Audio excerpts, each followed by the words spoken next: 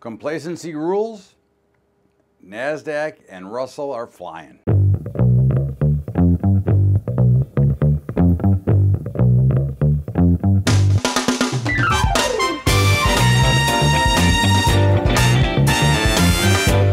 What's up, everybody? Welcome aboard to Bubba's Daily Update. And of course, here we are in the markets. There was a little more volume today, but the markets were really kind of dead. I mean, they had a couple of moves and that was it.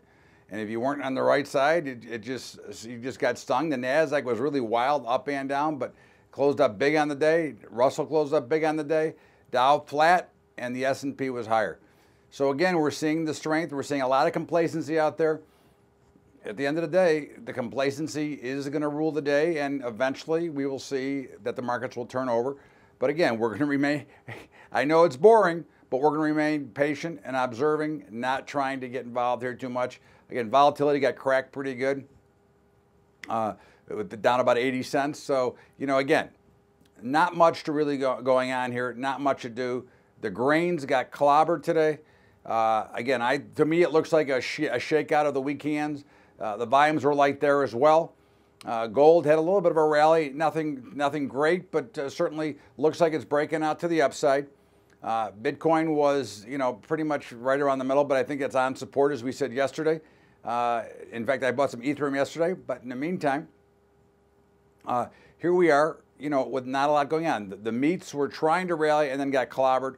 So we saw a big hit to a lot of the commodities and a lot of the other things where the equities continue to rally. We looked at the oil market. Oil was up, it was down, and then it closed slightly up on the day. But again, it's just doing this little churning pattern up near that 67 level where we want to sell it. That's about where it closed. We've got a lot of stuff happening. We've got all the news out, and we've really done nothing. But what we do see is a continuation of complacency.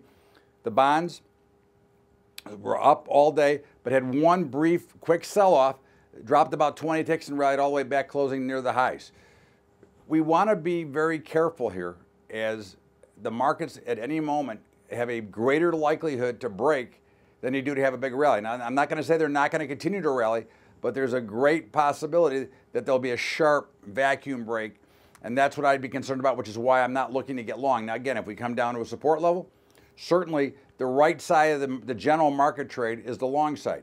So we'll continue to watch and see how this all plays out. But we really don't have a lot to do here. There is not a real solid footprint here. There is not a lot telling you. What the markets are telling me is that they're going to continue to drift in a very dull market fashion higher. But at any moment, there could be a reason to sell off. Now, again, we've gone through a big week of data. Not much happened. So let's just continue to be on the sidelines observing.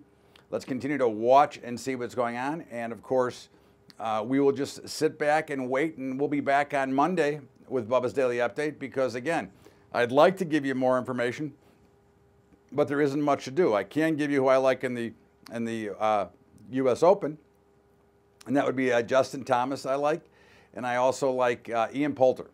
So those are two just, you know, Kibitz kind of plays. But in the meantime, this is Bubba's Daily Update, Todd Bubba Horowitz. And of course, don't forget about our high school investing program, highschoolinvesting.com.